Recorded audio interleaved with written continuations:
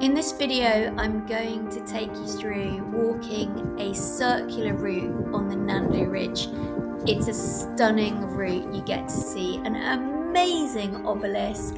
You get to do a tiny bit of scrambling as well, and the views are so beautiful that this is definitely a walk that you should have on your list.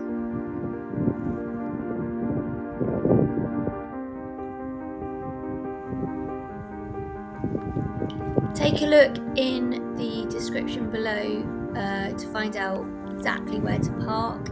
There's some really easy options, and generally there's not that much traffic around here. It's not that much of a busy route, so you should find some easy parking.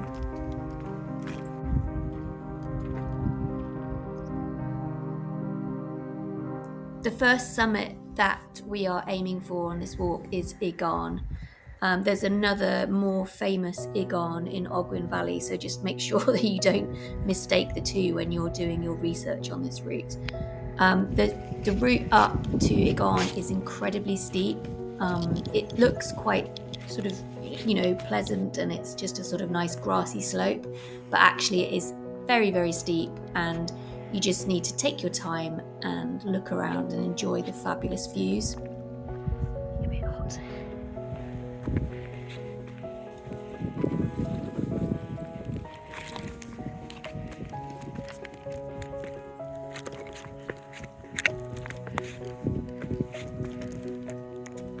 As you approach the top of Iggon, you will see a beautiful stone wall and then a really lovely stone shelter.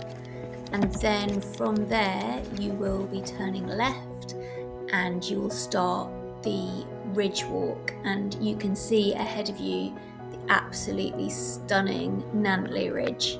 It's really, really beautiful, and if you have good visibility, you get a really good impression of what lies ahead. There's a little bit of scrambling, but there's not much. Most of it is just walking along a path. It looks intimidating, but actually you just need to take a breath, keep going, take each step as it comes, and then there's just a tiny bit of a scramble as you get closer to the top.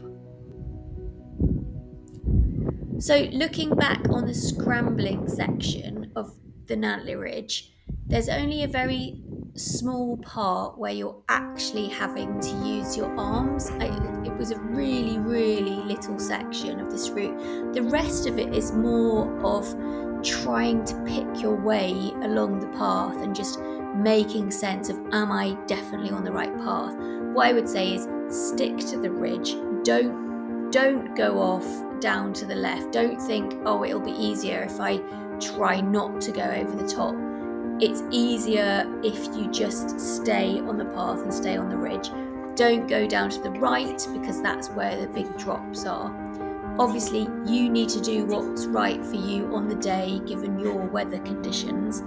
I personally, I'm not experienced enough of a walker to do this in sort of zero visibility. It's certainly not something that I would want to do. So pick the right day, get a great weather day to do this, like I have in this video that you can see, where you can really see exactly what you've got coming up, and then you can make your decision.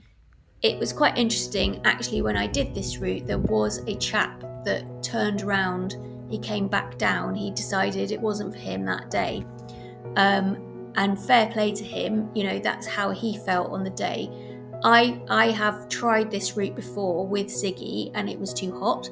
And on that day, I made the same decision. I decided to head back because I felt like it wasn't the right day for us. It's really important to consider how you feel on a day. Just a bit of advice though, the scrambly bit is so short. Once you get over this very short section, you are absolutely clear for the whole rest of the route. There is nothing remotely scary after that. So just bear that in mind if you're considering doing this route and you're just a bit unsure about the scramble. Next up, we are headed to the obelisk. The path from just as you're coming down from the scramble and you're so like exhilarated because you've done this amazing like bit of scrambling, it's not that difficult scrambling, so don't get too stressed about it. I did it with my dog. I did have to give him a bit of a push up, but it was fine. The next part though is there's a beautiful walk. You can either ignore the next summit and just take a sort of lower path, or you can go up the summit. But take a look at my website where I've got all of the details. There's a link in the description where you can see exactly which route I take. But the next section is going to the obelisk. The obelisk is amazing. It's just a very bizarre, huge, it almost looks like a trig point, and it's to commemorate Queen Victoria's Diamond Jubilee. I thoroughly recommend not taking the shortcut and ignoring the obelisk. So when you look at the route that I've planned out, it's a circular route but with this sort of out and back so that you don't miss out on the obelisk. Definitely do the obelisk. It's a great photo opportunity and it is just an absolutely weird and kind of marvellous thing to look at. You do wonder, like, how was it built? Who built it? How long did it take? There are no answers to any of these questions on Google, so if anyone does know any more detail about how this amazing obelisk was built, I would love to know.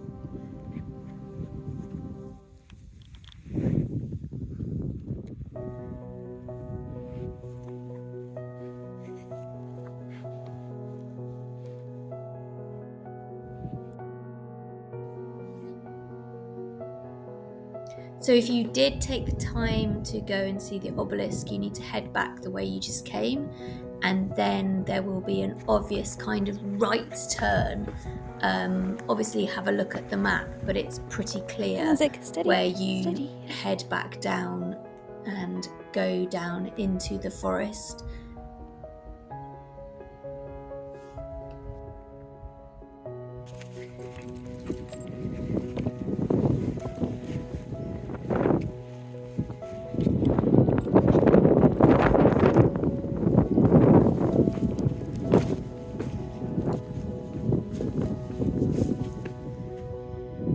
Well, we could have gone down there, Zig.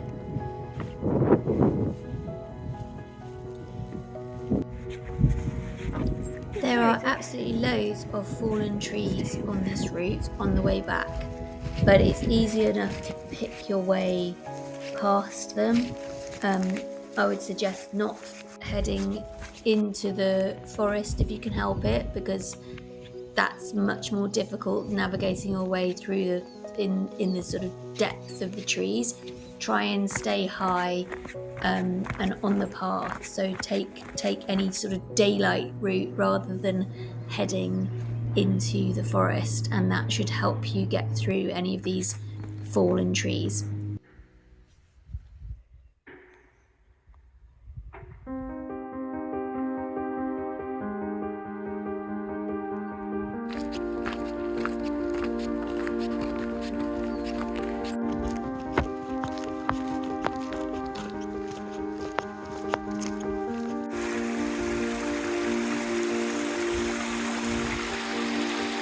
So you can find a map for this walk in the description. I would love to hear from any of you that have either already done this walk or are planning to do this walk, or any questions you have about the Nantlle Ridge. It is a stunning walk and I would really thoroughly recommend it. Just remember that tiny bit of scrambling. There's only a little bit, so have a think about the weather conditions before you go. Make sure it's safe for you and just enjoy it.